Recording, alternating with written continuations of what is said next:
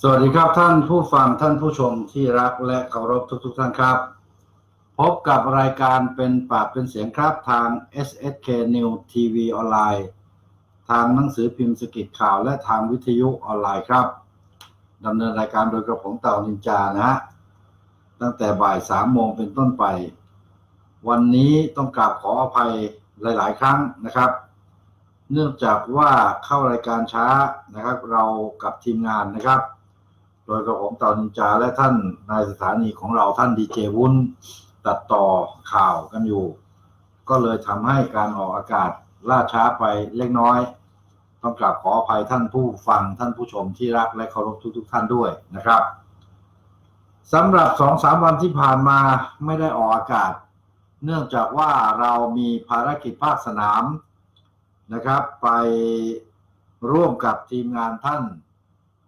รองศาสตราจารย์ดร.นะ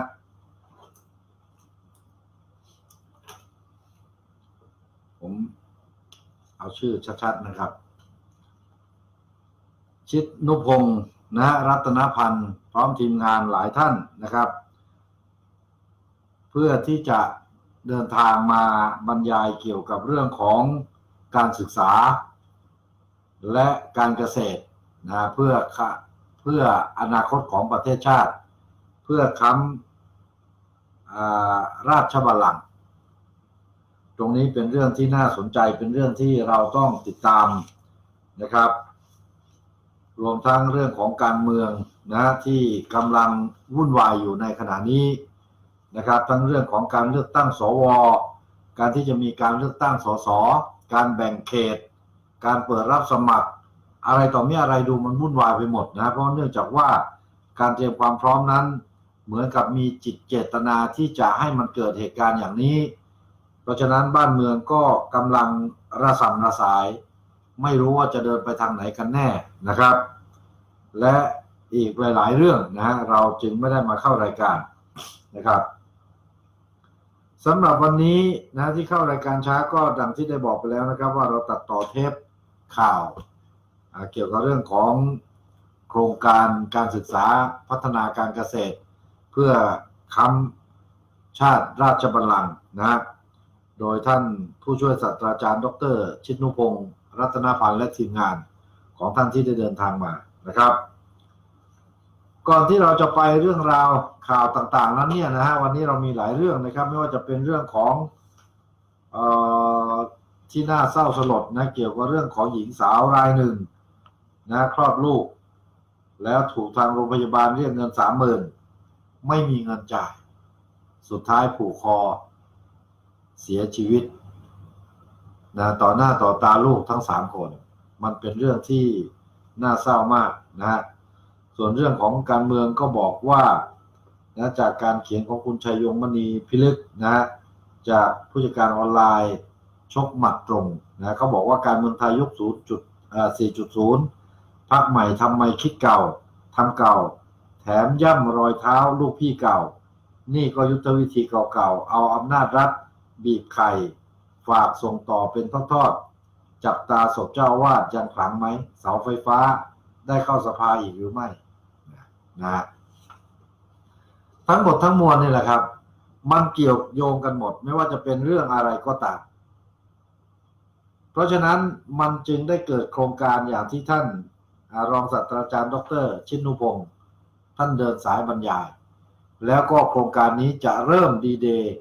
นะฮะตั้งแต่ปี62นี้เป็นต้นไป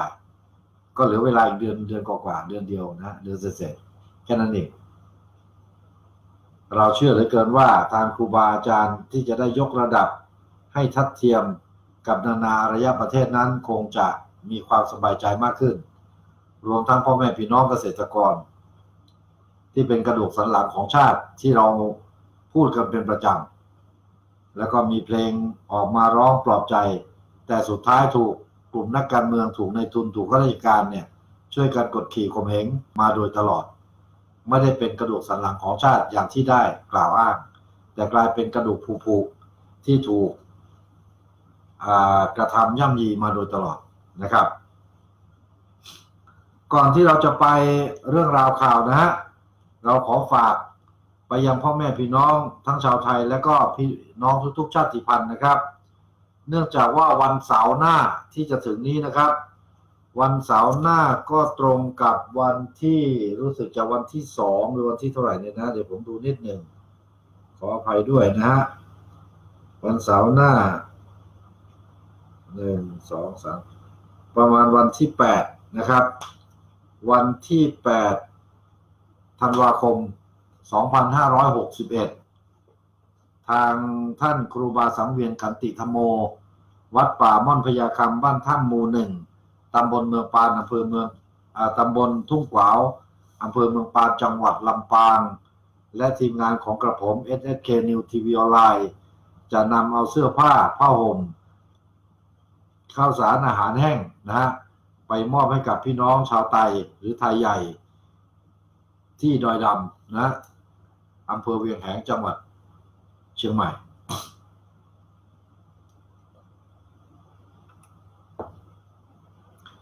เนื่องจากว่าทางท่านผู้ใหญ่บ้านนะฮะท่านผู้ใหญ่บ้านธนากรอำเภอเวียงแหงนะครับท่านได้ประสานมาทางท่านนายสถานีของเราท่านดีเจวุ้นนะครับเพื่อที่จะขอสิ่งต่างๆเหล่านี้เนื่องจากตอนนี้อากาศหนาวแล้วก็เป็นพื้นที่ที่อาศัยอยู่ที่ยังยากจนนะเพราะฉะนั้นเราจึงพยายามที่จะจัดหาสิ่งของต่างๆเหล่านี้ไปมอบให้กับพี่น้องนะครับโดยได้ความเมตตาอนุเคราะห์จากครูบาสังเวียนขันติธรรมโมแห่งวัดป่าม่อนพญาคำนะครับนอกจากนี้ก็ขอบคุณไปยังกวผ.แม่เมาะที่ได้นำเอาผ้าห่มนะจำนวนหนึ่งมามอบให้เพื่อที่จะให้เราไปบรรเทาความหนาวเหน็บ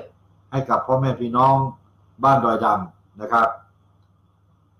เพราะว่าในทุกๆปีทางกวผ.แม่เมาะนั้นไม่เคยทอดทิ้งพ่อแม่พี่น้องประชาชนทั้งในจังหวัดลำปางแล้วก็พ่อแม่พี่น้องประชาชนใกล้เคียงปีนี้ก็เช่นเดียวกันนะครับได้นำเอาผ้าห่มจำนวนหนึ่งนะมามอบให้เราก็จะแยกเป็น2 สายหนึ่งเราก็ช่วยเหลือพ่อแม่พี่น้องประชาชนชาวไทยในพื้นที่จังหวัดลำปางตามที่ทางกผ.แม่เมาะต้องการและอีกส่วนหนึ่งเราก็จะไปมอบให้กับพี่น้องชาวไทยใหญ่ที่ดอยดำนะตามเจตนารมณ์เช่นเดียวกันนะครับเพราะฉะนั้นวันที่8นะฮะธันวาคมที่จะถึงนี้คือวันเสาร์เราจะออกเดินทางกันแต่เช้านะครับก็อาจจะขึ้นไปนอนที่ดอยดำหรือกลับลงมานอนที่เวียงแหงนะครับเสร็จแล้ววันที่9วันอาทิตย์ก็จะเดินทางกลับวันจันทร์ก็ทำงานกันนะครับแต่สำหรับโดยส่วนตัวผมแล้วเนี่ยพรุ่งนี้วันเสาร์ยังอยู่นะฮะแต่วันอาทิตย์นั้นจะเดินทางไปต่างจังหวัดนะไปรับเรื่องราวร้องทุกข์เกี่ยวกับเรื่องของกรณีที่ได้มีประชาชนนะมาร้องเรียนเกี่ยวกับเรื่องของพื้นที่ผ่อนผันราษฎรหมู่6ตำบลโป่งงามอำเภอแม่สายจังหวัดเชียงรายหมู่ที่12ตำบลโป่งผาอำเภอแม่สายเดิมที่ได้รับการผ่อนผันใช้สิทธิ์ทำกินชั่วคราวในเขตป่าสงวนแห่งชาติครั้งที่1นะรหัสป่าชร24ระหว่างหมายเลข4949-1อำเภอแม่สายจังหวัดเชียงรายนะซึ่งเป็นพื้นที่สตก.เมื่อเดือนพฤษภาคมพ.ศ. 2529ที่ผ่านมาแต่ปรากฏว่าหลังจากนั้นเนี่ยได้มีกลุ่มนายทุนนะฮะได้เข้ามาดำเนินการเกี่ยวกับเรื่องของการทำการเกษตรและเมื่อสิ้นสุดโครงการก็ได้คืนสตก.ให้กับชาวบ้านเดิมปรากฏว่าได้มีกำนันผู้ใหญ่บ้านบางกลุ่มบางคนเนี่ยเอาที่ตรงนี้ไปขายให้กับนายทุนนะครับนะพอชาวบ้านทวงถามนะนายทุนกับบ่ายเบี่ยงต่างๆนานาตลอดถึงมีการข่มขู่ทำให้ชาวบ้านเจ้าของพื้นที่ไม่กล้าที่จะติดตามและเอาพื้นที่คืนมาได้แต่ก็ยังมีชาวบ้านส่วนหนึ่งที่ไม่กลัวอิทธิพลมืดได้ช่วยกันเรียกร้องเอาพื้นที่คืนโดยการเดินทางเข้าสอบถามที่ป่าไม้จังหวัดเชียงรายหน่วยป่าไม้บ้านจ้องและเมื่อปีพ.ศ. 2556ทางป่าไม้ได้ออกมาสำรวจเอกสารสทก.ให้กับชาวบ้านแต่ทางท้องถิ่นทางปกครองและองค์การบริหารส่วนตำบลโป่งงามไม่ได้แจ้งให้ชาวบ้านนะเจ้าของพื้นที่ทราบนะเนื่องจากว่าได้ร่วมกันทุจริตด้วยการนำเอาพื้นที่ทำกินของชาวบ้านนี้ไปขายให้กับนายทุนบางส่วนนั่นเองเห็นไหมครับ เนี่ยคือความเดือดร้อนนี่คือความลำบากของพ่อแม่พี่น้องประชาชนถ้าเราไม่เป็นสื่อที่ทำจุดตรงนี้ไม่ไปรับเรื่องราวร้องทุกข์ร้องเรียนก็ไม่มีใครที่เข้าไปดำเนินการเพราะฉะนั้นปัญหาตรงนี้นะครับมันจึงกลายเป็นปัญหาที่เราพูดอยู่เสมอว่าไอ้บรรดาในทุนบรรดานักการเมืองบรรดาข้าราชการต่างๆเหล่านี้จะต้องถูกกำจัดหากมีการเปลี่ยนแปลงการปกครองในอีกไม่กี่เดือนข้างหน้านี้ไม่ใช่เกี่ยวกับเรื่องของรัฐบาลที่มาจากการเลือกตั้งนะครับเพราะรัฐบาลที่มาจากการเลือกตั้งณเวลานี้ก็คาดกันเหลือเกินว่าน่าจะไม่มีการเลือกตั้งเนื่องจากว่ามันมีความสับสนวุ่นวายพอสมควรเดี๋ยวเรื่องราวเป็นยังไงเดี๋ยวเราไปดูกันครับว่าเขาเกิดอะไรขึ้นกับการเมืองของประเทศแต่สิ่งที่เราบอกว่าเราจะเดินทางไปรับเรื่องนั้นคือเรื่องนี้นะตามที่เราได้รับหนังสือร้องเรียนร้องทุกข์และเรื่องนี้ทางผู้ใหญ่ได้สั่งให้เราขึ้นไปรับเรื่องเพื่อที่จะนำมาดูแลแก้ไขปัญหาที่มันกำลังเกิดขึ้นอยู่ในขณะนี้นะครับเราไปดูเรื่องราวของข่าวนิดหนึ่งนะฮะเป็นข่าวที่น่าเศร้าสลดใจเขาบอกสาวเครียดไม่มีเงินจ่ายค่าคลอด 30,000 ผูกคอตายต่อหน้าลูกน้อย3 คนน่ารันทดไหมฮะหญิงวัย30 ปีผูกคอตายต่อหน้าลูก3 คนเพื่อนบ้านได้ยินเสียงเด็กร้องโร่เข้าช่วยตัดเชือกแต่ไม่ทันเผยผู้ตายเครียดถูกโรงพยาบาลทวงค่าคลอด 30,000 บาทแต่ไม่มีจ่ายเมื่อวันที่30 พฤศจิกายนนี่นะฮะ 2561หนังสือพิมพ์ใต้สันติสุขรายงานว่าเมื่อวันที่ 28 พฤศจิกายนตำรวจสภ.เปรงจังหวัดสมุทรปราการได้รับแจ้งมีหญิงสาวผูกคอเสียชีวิตในบ้านพักไม่มีเลขที่ตำบลเปรงอำเภอบางบ่อจังหวัดสมุทรปราการที่เกิดเหตุบริเวณกลางบ้านพบร่างของนางสาวน้ำฝนอายุประมาณ30 ปีนอนหงายซิดลิ้นจุกปากอยู่บนพื้นโดยที่ลำคอมีเชือกรัดอยู่บริเวณคานเหล็กของบ้านพบเชือกผูกติดโดยมีร่องรอยของการตัดจนขาดสภาพศพไม่พบร่องรอยหรือบาดแผลจากการถูกทำร้ายสอบถามเพื่อนบ้านทราบว่าผู้ตายมีลูก3 คนคนล่าสุดเพิ่งคลอดได้ไม่กี่เดือนส่วนสามีก็ทำงานรับจ้างได้ค่าแรงบ้างไม่ได้บ้างทำให้ที่ผ่านมาทั้งสองมักมีปากเสียงกันบ่อยครั้งเรื่องไม่มีเงินซื้อนมให้ลูกกินจนสามีต้องออกจากบ้านไปทำงานและหากู้เงินมาใช้เลี้ยงครอบครัวที่ผ่านมาผู้ตายเคยบ่นว่าถูกโรงพยาบาลทวงเงินค่าคลอดจำนวน 30,000 บาทแต่ไม่มีเงินจ่าย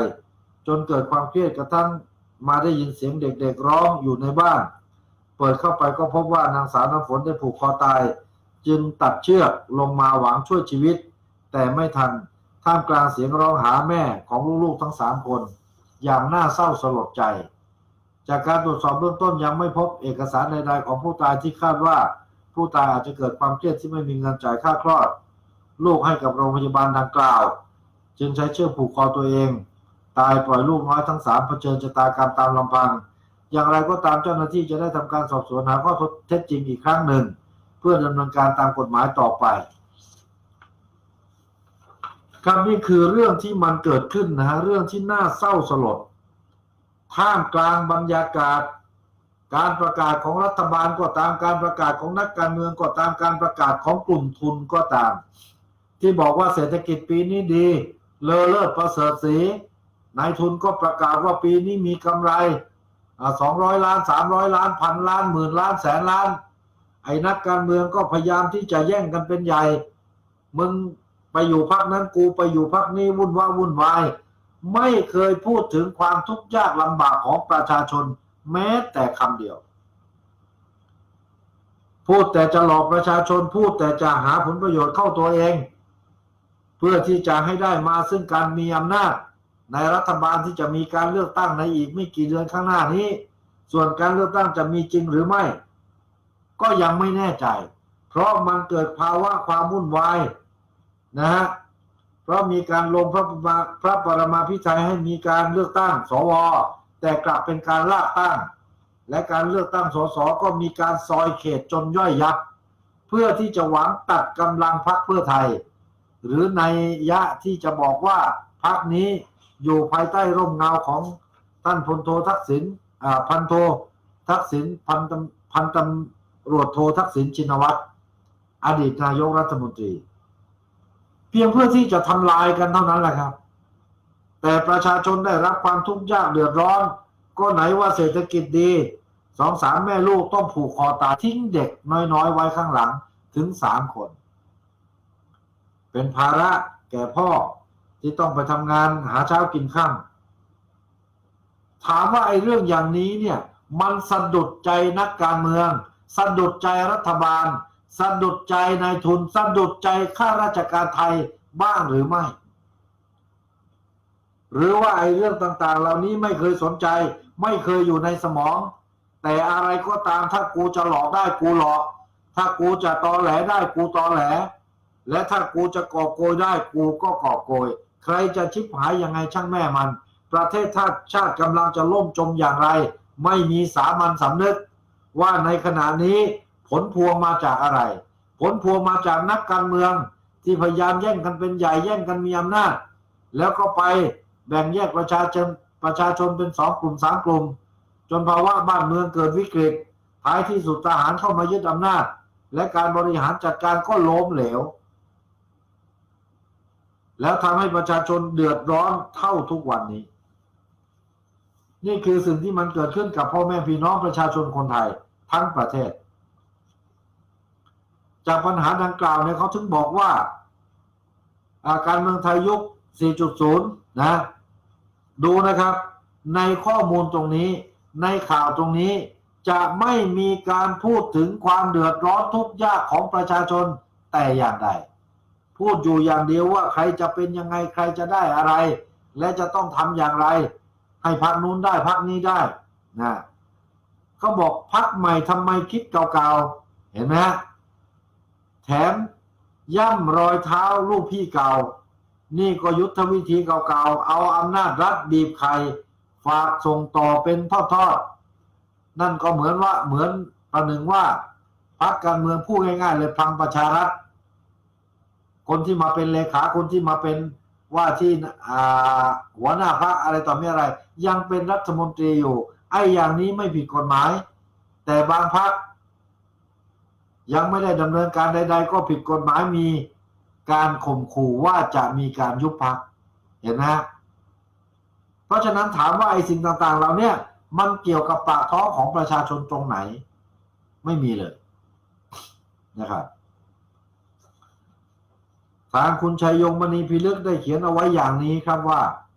ไม่ทราบว่าคนที่ติดตามเรื่องราวการเมืองแบบไทยๆจะมีความรู้สึกผิดหวังและเสียดายเวลากว่า4 ปีที่ผ่านมากันหรือไม่มันคงไม่เสียดายหรอกฮะมันคงไม่ผิดหวังหรอกเพราะอะไรเพราะความรู้สึกมันอับปรีจังไรกันเยอะมากบอกกันตรงๆอย่างนี้แหละครับ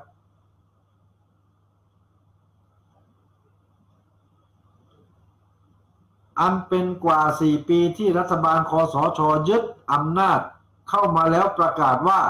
จะปฏิรูปการเมืองแต่ท้ายที่สุดณเวลานี้ลูบลงไปตรงไหนก็แทบไม่เห็นว่าจะมีอะไรเปลี่ยนแปลงไปเลยทั้งที่ปีกลองการเลือกตั้งกำลังประโคมโหมโรงอึ่งมี่ขึ้นเรื่อยๆอีกครั้งหนึ่งล่าสุดยังเกิดปรากฏการณ์สสเก่าจากระบบพรรคการเมืองเก่าๆที่ถูกกล่าวหาว่าเป็นพวกสร้างปัญหาไว้ให้กับการเมืองสังคมและประเทศชาติถูกต้อนเข้ามาสู่พรรคการเมืองใหม่มันก็ไอ้สสเก่าที่สร้างปัญหาเมื่อครั้งที่ผ่านมานั่นแหละแล้วก็มาถูกต้อนเข้ามาพรรคใหม่แต่ระบบนักการเมืองเก่ามันก็จะชิบหายยิ่งกว่าเก่าอีกนะครับที่เพิ่งถูกตั้งขึ้นมาโดยหวังที่จะกวาดสสมากที่สุดเท่าที่จะมากได้เพื่อที่จะได้เป็นรัฐบาลจัดตั้งได้อีกครั้งตามที่ได้มุ่งมา่ปรารถนาไว้วิธีการดูดนักการเมืองที่อดีตสส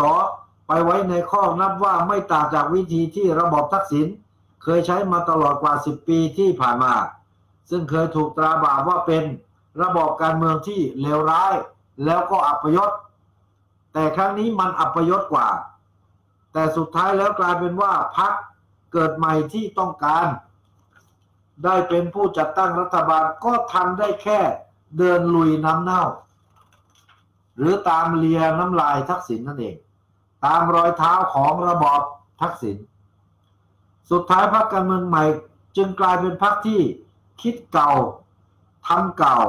เพราะเดินตามรูปแบบของลูกพี่เก่าที่เคยร่วมงานกันจนได้หยิบฉวย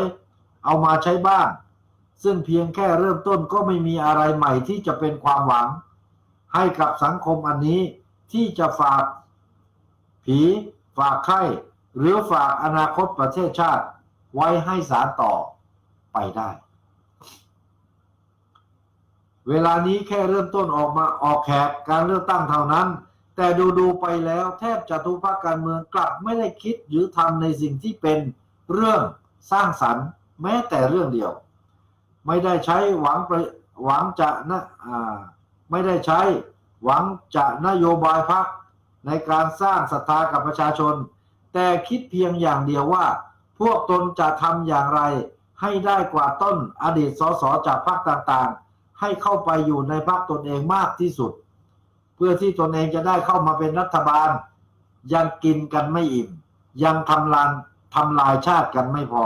อีกครั้งหนึ่งโดยบรรดานักการเมืองหน้าเก่าๆยังเชื่อแบบเดิมๆบนฐานความคิดเก่าๆว่าอดีตสสเหล่านั้นคือนักการเมืองระดับ A บวกหรือ A ที่เมื่อส่งลงสมัครในสังกัดพรรคแล้วประชาชนจะต้องเลือกให้เข้าไปนั่งในสภาอีกแน่นอนโดยยังหมกมุ่นคิดกันว่า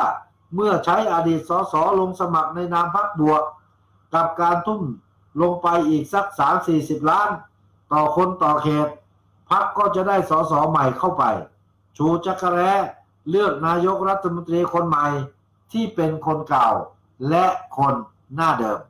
ได้อย่างแน่นอน นี่เป็นหลักคิดที่มองไม่เห็นความเปลี่ยนแปลงที่เกิดขึ้นในฝากฝั่งประชาชนมายาวนานแต่กลับยังมองเห็นว่าประชาชนส่วนใหญ่ยังเชื่อฟังหัวคะแนน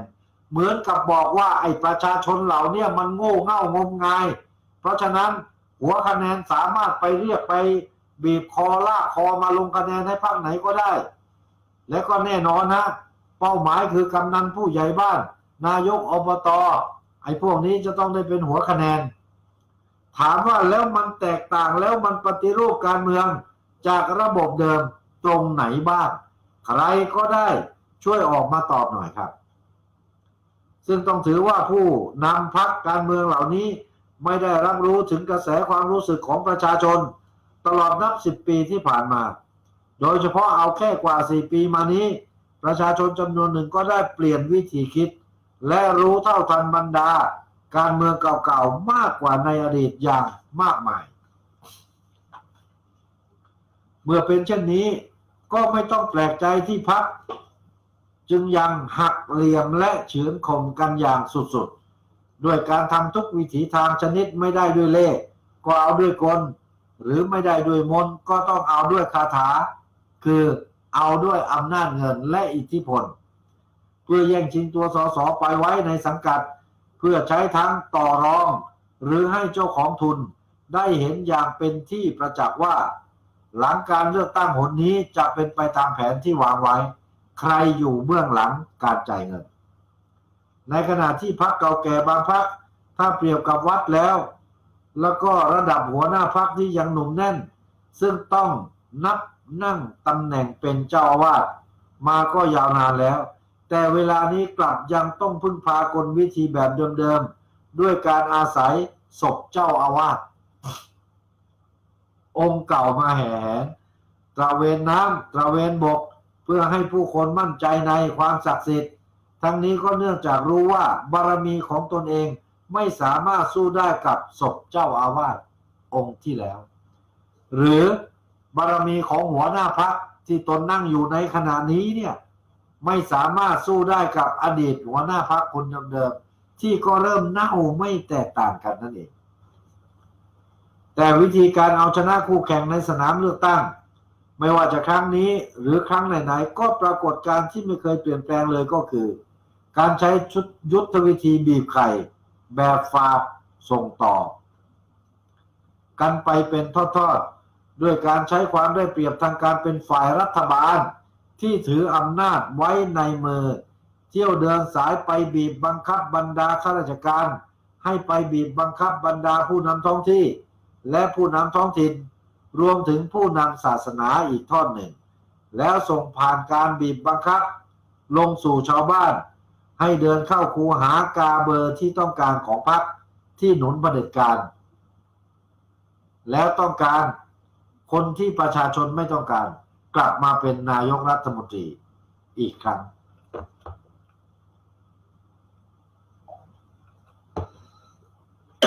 ขอไปฮะก็อย่างที่ท่านผู้นำประกาศไว้ว่าประเทศไทยเราเข้าสู่ยุค 4.0 เต็มตัวเป็นที่เรียบร้อยแล้ววันนี้ประเด็นการใช้อำนาจรัฐจึงปิดไม่มิดเมื่อผู้ที่ต้องนับว่าพอได้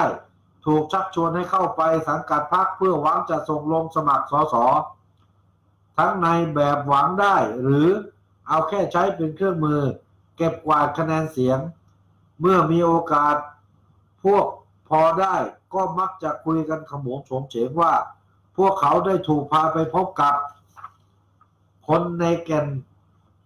กนอำนาจรัฐมาแล้วและที่สำคัญชายร่างอ้วนตกปากรับคำพวกเขาว่าถ้ายินยอมสมัครในพรรคใหม่จะมีการใช้อำนาจรัฐช่วยเหลืออย่างเต็มที่นั่นคือความอับปรีในวงการเมืองที่กำลังเกิดขึ้นอยู่ในขณะนี้ดังนั้นจึงอย่าแปลกใจที่ยิ่งเข้าใกล้บรรยากาศของการหาเสียงเข้าไปทุกที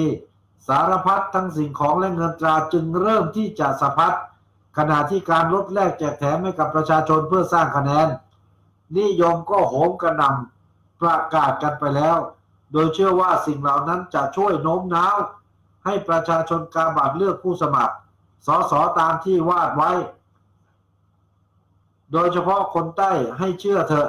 เมื่อใกล้วันหย่อนบัตรเลือกตั้งราคาพืชเศรษฐกิจหลักๆไม่ว่าจะเป็นยางหรือปาล์มต่างจะโง่หัวขึ้นด้วยสารพัดมาตรการที่จะเข็นออกมาอีกหลายระลอกทั้งที่ช่วงเวลากว่า4 ปีที่ผ่านมาทำไมเขาคิดไม่ออกและทำไม่ได้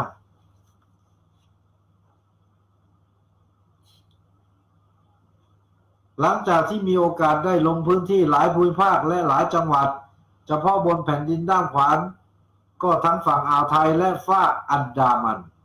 ไม่เว้นแม้กระทั่งแผ่นดินปลายด้านขวาที่ไฟใต้ยังคุโชนสิ่งที่ได้ยินได้ฟังมาเต็ม2 รูหูก็คือเรื่องของการใช้เงินใช้อำนาจ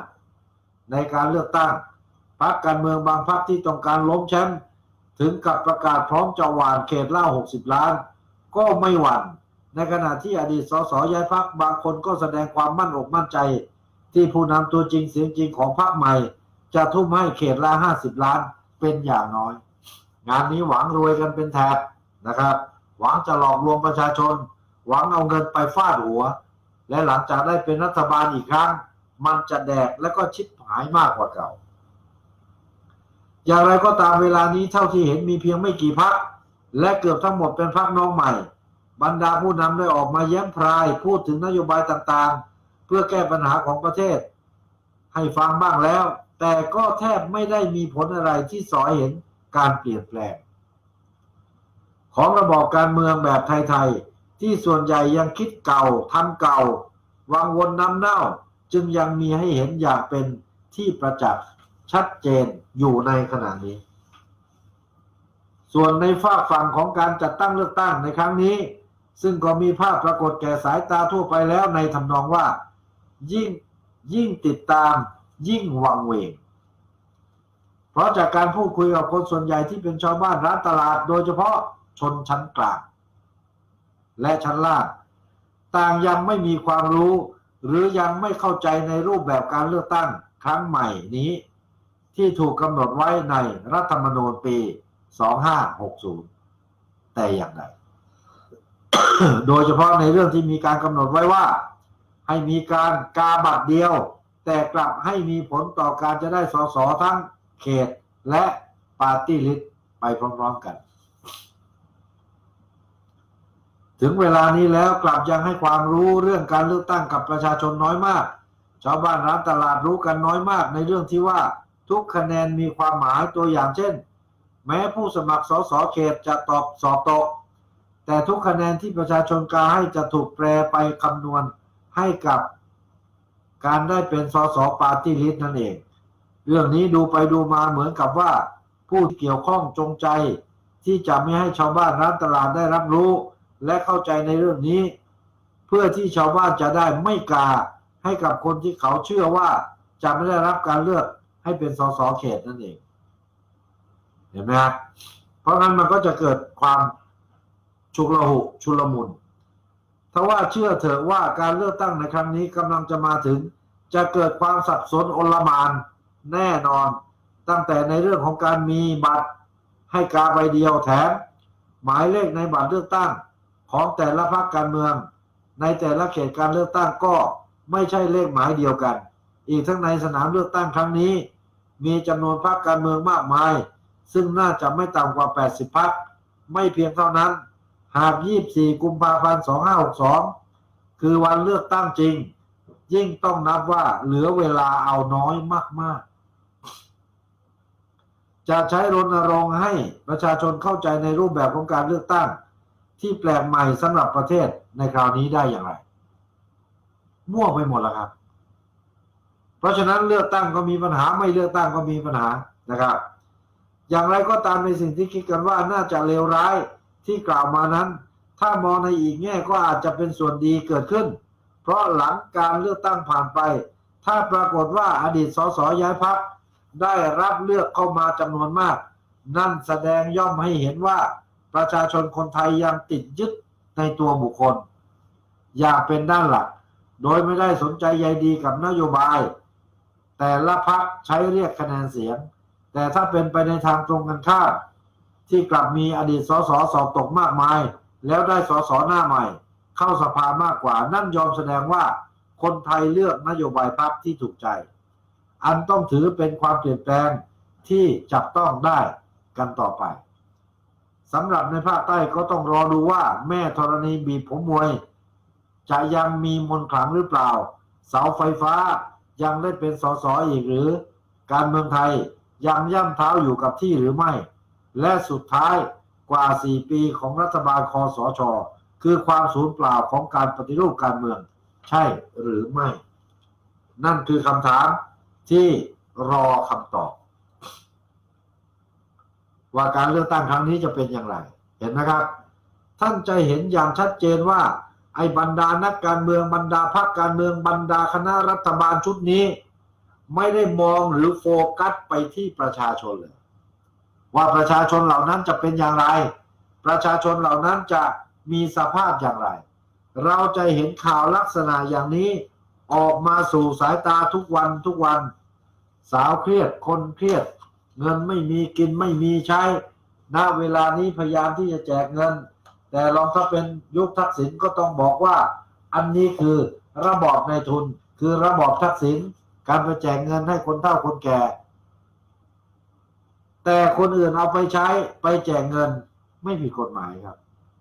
เห็นไหมฮะเพราะฉะนั้นมันก็เลยย่ำอยู่ที่เดิมๆย่ำอยู่ที่เก่าด้วยเหตุนี้แหละครับเราจึงไม่เชื่อใจว่าการเลือกตั้งครั้งที่จะมีอยู่เนี่ยมันจะออกมาในรูปแบบใด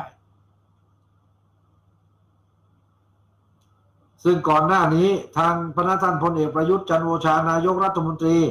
ก็ได้มีการปฏิเสธให้สัมภาษณ์ท่าทีทางการเมืองของตัวเองมาแล้วซึ่งวันนี้เป็นวันสุดท้ายที่นักการเมืองต้องสังกัดพรรคการเมืองให้เป็นไปตามคุณสมบัติผู้มีสิทธิ์ลงสมัครรับเลือกตั้ง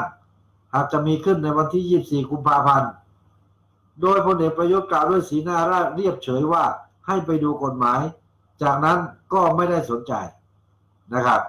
ที่จะลงสมัครสมาชิกพรรคหรือสมัครเพื่อที่จะลงเป็นสสแล้วถูกเสนอชื่อเป็นนายกไม่สนใจแล้วกฎหมายตรงนั้นจะเป็นอย่างไรก็ต้องไปติดตามดูกันว่ามันเกิดอะไรขึ้นกับคนที่อาสาจะมาเป็นนายกรัฐมนตรีอีกรอบแต่อย่างไรทั้งหมดทั้งมวลเนี่ยนะครับ มันกลายเป็นปาหีมันกลายเป็นเรื่องที่น่าอัปยศอดสูมันกลายเป็นขบวนการที่จะเข้ามาหลอกลวงประชาชนจึงอยากฝากไปยังพ่อแม่พี่น้องประชาชนล่ะครับว่าท่านเจ็บปวดพอแล้วหรือยังท่านชอกช้ำพอแล้วหรือไม่จากการที่ถูกแบ่งแยกจากการที่ถูกจับให้กัดกันถูกจับให้ทะเลาะกันท่านยังยากจนเหมือนเดิมแต่คนเหล่านั้นมีเงินมีทองจากการรับเงินบริจาคบ้างจากการโกงกินชาติบ้านเมืองบ้างยังอยู่กันอย่างสุขสบายแต่เราพ่อแม่พี่น้องประชาชนยังทุกข์ยากลำบากแสนเข็ญเห็นไหมครับอย่างข่าวต้นรายการบอกว่า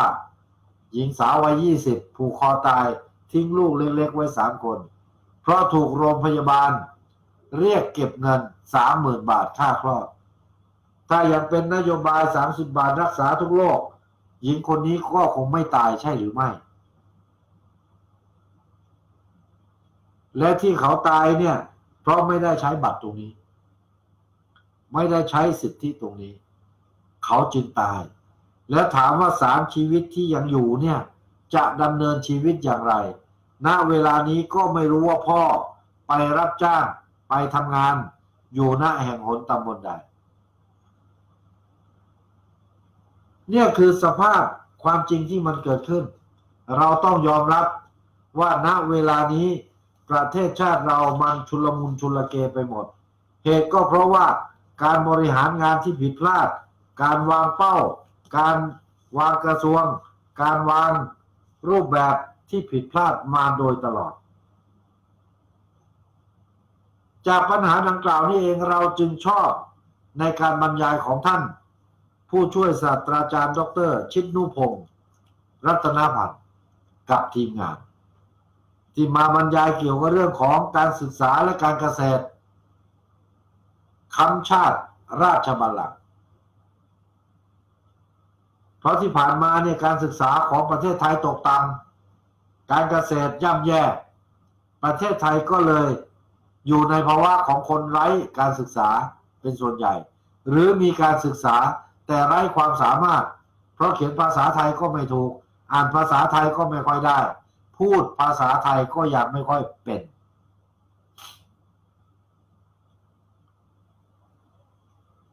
สุดท้ายพี่น้องทางภาคเกษตรซึ่งเป็นพลเมืองจำนวนมากก็ถูกทอดทิ้งถูกเอารัดเอาเปรียบ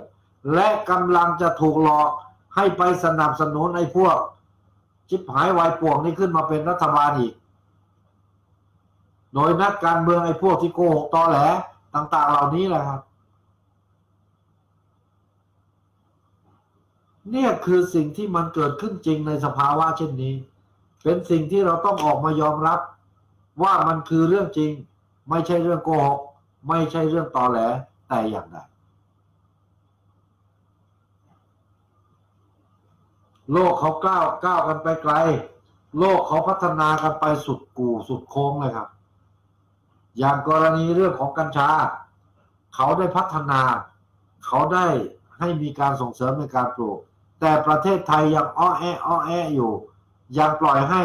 ไอ้ราชการระดับล่างไปเที่ยวกลางไปเที่ยวขูดไปเที่ยวรีดพ่อแม่พี่น้องประชาชนทำมาหาแดกกันกระทั่งวันนี้และถ้าโครงการนี้เป็นโครงการที่เอื้อประโยชน์จริงๆเนี่ยนะท่านในประเทศเมียนมาหรือกลุ่มชาติพันธุ์ไหวตัวทันนำไปปลูกแล้วก็สกัดผมเชื่อเหลือเกินครับว่าพ่อแม่พี่น้องกลุ่มชาติพันธุ์จะหลั่งไหลกลับสู่ประเทศเพราะมีรายได้ที่ดีกว่าและถึงเวลานั้นประเทศไทยจะชิบหายมากกว่านี้เพราะขาดแคลนแรงงานสาเหตุที่ทำให้เขาต้องหลั่งไหลกลับไม่ใช่เพียงเพราะเงินล่อหน้าล่อตาเท่านั้นแต่สภาพความเป็นอยู่ที่ดีขึ้นถ้าเขาสงบมากกว่านี้เพราะอยู่ที่นี่ก็ถูกรีดถูกไถถูกคมถูกขู่แม้แต่ไปทำบัตรก็เสียเงิน 30,000 40,000 บางคนเสียเป็นแสนถามว่ามันเป็นค่าอะไรครับเนี่ยคือการถูกทำร้ายทำลายจากข้าราชการนอกจากนายทุนแล้วที่มาบีบมารีดเรื่องของราคาพืชผลทางการเกษตรก็จะมีกลุ่มนักการเมืองที่เริ่มออกมาโกหกตอแหล ช่อฉนหลอกลวงพ่อแม่พี่น้องประชาชนดังที่ปรากฏอยู่ในขณะนี้และกลุ่มสุดท้ายเลยก็คือข้าราชการพึ่งไม่ได้หวังไม่ได้ไม่ว่าศูนย์ดำรงกรรมไม่ว่าจะหน่วยงานใดก็ตามแม้แต่ปปงยังโกงเป็นหมื่นล้านเนี่ยท่านคิดเอาก็แล้วกันว่ามันเกิดอะไรขึ้นกับบ้านกับเมืองทั้งที่หน่วยงานนี้เป็นหน่วยงานที่ต้องโปร่งใสเป็นหน่วยงานที่ต้องไปตรวจสอบการกระทำความผิดของหน่วยงานอื่นเขาแล้วอีเหนาเป็นซะเองอย่างเงี้ยแล้วเราจะศรัทธาใครเราจะเชื่อใครได้องค์กรอิสระณเวลานี้ไม่ว่าจะเป็นปปชปปงไม่ว่าจะเป็นสตงไม่ว่าจะเป็นกกตเราจะเชื่อใจคนเหล่านี้ได้อย่างไรเราเชื่อใจไม่ได้เพราะทุกคนมีแบ็คอยู่ข้างหลังทุกคนมีเส้นมีสายอยู่ข้างหลังแล้วประชาชนล่ะประชาชนเป็นหมาตัวหนึ่งหรืออย่างไรถึงได้อยากจะหลอกเมื่อไหร่ก็หลอกถึงได้อยากจะดำเนินการอย่างไรก็ทำเนี่ยคือความอัปยศที่เกิดขึ้นกับบ้านกับเมืองของประเทศไทยอยู่ในขณะนี้ครับเอาเป็นว่าเรายังมีเรื่องราวอีกเยอะแยะนะครับไม่ว่าจะเป็นเรื่องนี้เรื่องของพี่น้องชาติพันธุ์วันนี้เราคงพูดทั้งหมดไม่ได้นะเวลาเราไม่พอเอาไว้โอกาสหน้าผมเต่านินจาจะกลับมาสาธยายจะกลับมาบอกกล่าวจะกลับมากล่าวแจ้งแถลงไขให้กับพี่น้องชาวไทยพี่น้องชาติพันธุ์ทุกๆชาติพันธุ์ได้รับรู้รับทราบกันต่อไปสำหรับวันนี้เวลาหมดแล้วครับกระผมเต่านินจาลาไปก่อนสวัสดีครับ